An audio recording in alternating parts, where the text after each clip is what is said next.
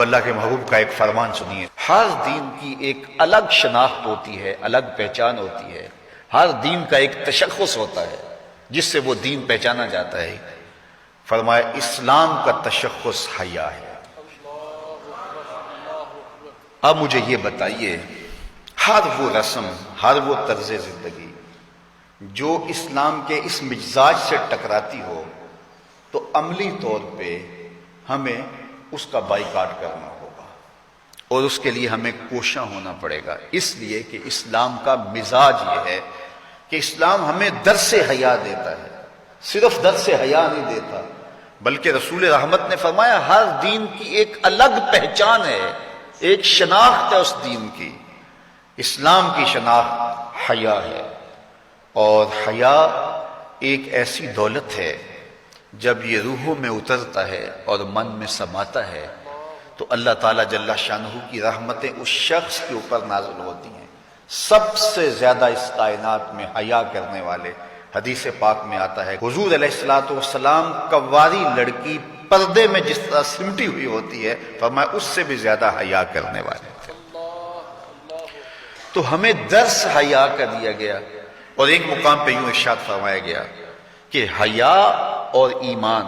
یہ دونوں جڑی ہوئی چیزیں ہیں، اگر ان میں سے ایک رخصت ہو جائے تو دوسری شے بھی رخصت ہو جاتی ہے، اگر ایمان چلا گیا ساتھ حیا بھی رخصت ہو جاتا ہے، اور اگر حیا چلا گیا تو ایمان کے ثمرات بھی نصیب نہیں ہوتے۔ تو حیا اور ایمان یہ دونوں آپس میں جڑی ہوئی چیزیں ہیں، ان میں سے ایک تم سے الگ ہوگی تو دوسری اس کے ساتھ ہی چلی جائے گی، ساتھ ہی رخصت ہو جائے گی۔ تو آج مغرب کی فکر کے حامل لوگ آج دلیلیں دیتے ہیں جناب پردہ تو آنکھ کا ہوتا ہے، پردہ تو جناب دل کا ہوتا ہے۔ میں کہتا ہوں دین کو تم زیادہ سمجھے ہو یا رسول اللہ کی اہلیہ سمجھی ہے؟ جن سے فرمائش حمیرہ سے دین سیکھو، وہ فرماتی ہیں جب حضور کا انتقال ہو گیا تو میں حضور کے حجرے میں جاتی تو معمولی اوڑھنی اوڑھ کے چلی جاتی کہ میرے شوہر کی قبر ہے، کوئی بات نہیں۔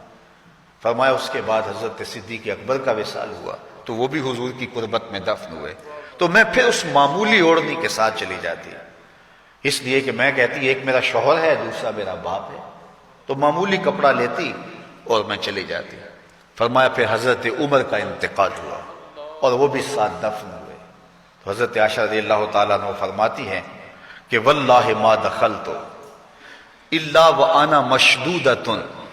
علیہ صوبی حیاء من عمر، کہ اس کے بعد پھر میں کبھی نہیں گئی سوائے اس کے کہ میں خوب چادر سمیٹ کے اور پردہ کر کے جاتی، مجھے عمر سے حیا آتی۔ تو جو قبر میں اتر چکے ہیں ام المومنین تو اس سے بھی حیا کرتی ہیں اور اپنے کو سمیٹ لیتی ہیں، تو کیا رسول اللہ صلی اللہ علیہ وآلہ وسلم پر وہی جس خاتون کی آغوش میں اترتی رہی ہے ان سے زیادہ بھی کوئی دین جانے گا، ان سے زیادہ بھی کوئی سمجھدار ہو سکے گا؟ تو یہ اصطلاحات کہ جناب آنکھ کا پردہ ہوتا ہے اور دل کا پردہ ہوتا ہے، یہ ساری چیزیں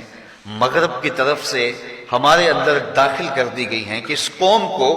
حیا کے جوہر سے خالی کر دیا جائے، چونکہ وہ جانتے ہیں کہ ان کے رسول نے فرمایا ہے حیا اور ایمان لازم و ملزوم ہیں، ان میں سے ایک رخصت ہوگا تو دوسری چیز بھی رخصت ہو جائے گی۔ تو یہ ان کو اگر کہا جائے کہ ایمان کو ترک کر دیا جائے تو یہ تو کبھی بھی نہیں کریں گے، تو لہٰذا طریقہ یہ ہے ان کو بے حیا کیا جائے۔ جب حیا کا جوہر لٹ جائے گا تو پھر نتیجہ کیا ہے؟ ایمان کے ثمرات بھی ان کو نصیب نہیں ہوں گے، ان کے نام پھر مسلمانوں والے رہ جائیں گے، لیکن ایمان جو روح کی گہرائیوں میں اتر کر کے وہ جو حرارت اور جو نور پیدا کرتا ہے وہ ان کو نصیب نہیں ہوگا، اور یہ جو ہے وہ عجیب ایک بے چینی کی زندگی گزاریں گے، آدھا تیتر اور آدھا بٹیر، عجیب قسم کا یہ ایک جو ہے وہ معجون مرکب بن جائیں گے، ان کے پاس کچھ بھی نہیں رہے گا۔ تو اس لیے ایک ہی بات ہوگی، اس چمن میں پیروے بلبل ہو یا تلویز گل، یا سراپا نالا بن جا یا نوا پیدا کر۔ تو آج دنیا کے اوپر ہم رسوا جو ہو رہے ہیں تو اس کا سبب یہ ہے کہ ہم آدھے تیتر اور آدھے بٹیر۔ علامہ اقبال نے جب شکوے کی زبان کھولی تو لہجہ بڑا تلخ ہو گیا، لیکن جب جواب آیا تو سارا نشہ اتر گیا۔ جب شکوہ ہوا تو لہجہ یہ تھا کہ تیرے کعبے کو جبینوں سے بسایا ہم نے، نوع انسانی کو غلامی سے چھڑایا ہم نے، تیرے قرآن کو سینوں سے لگایا ہم نے، پھر بھی ہم سے گلہ ہے کہ وفادار نہیں، ہم وفادار نہیں تو بھی تو دلدار نہیں۔ بہت سخت لہجہ ہو گیا، فتویٰ بھی متوجہ ہوا، لیکن جب جواب آیا تو سارا نشہ اترتا ہے۔ لفظ وہی ہے، صرف صیغہ بدلتا ہے۔ اب آواز ادھر سے آ رہی ہے، صفائے دہر سے باطل کو مٹایا کس نے، نو انسانی کو غلامی سے چھڑایا کس نے، میرے کعبے کو جبینوں سے بسایا کس نے، میرے قرآن کو سینوں سے لگایا کس نے، تھے تو آباب تمہارے ہی مگر تم کیا ہو، ہاتھ پہ ہاتھ دھرے منتظر فردا ہو، ہر کوئی مست مئے ذوق تن آسانی ہے، تم مسلمان ہو یہ انداز مسلمانی ہے، حیدری فقر ہے نئے دولت عثمانی ہے، تم کو اسلاف سے کیا نسبت روحانی ہے، وہ معزز تھے زمانے میں مسلمان ہو کر، ہم خار ہوئے تارک قرآن ہو کر، ہماری پستی، زبوں حالی، ذلت، نکبت، رسوائی، یہ اس کا سبب یہ ہے کہ ہم نے کتاب اللہ کی تعلیمات کو چھوڑ دیا۔ وہ غالباً واصف علی واصف یا بابا اشفاق نے کہا تھا کہ لوگ اللہ کو تو مانتے، اللہ کی نہیں مانتے، تو جب ہم اللہ کی نہیں مانیں گے تو پھر ہم کس طرح کامیاب اور بامراد ہوں گے، اور جب ہم اپنے خود کو سپرد کر دیں گے اپنے مالک کے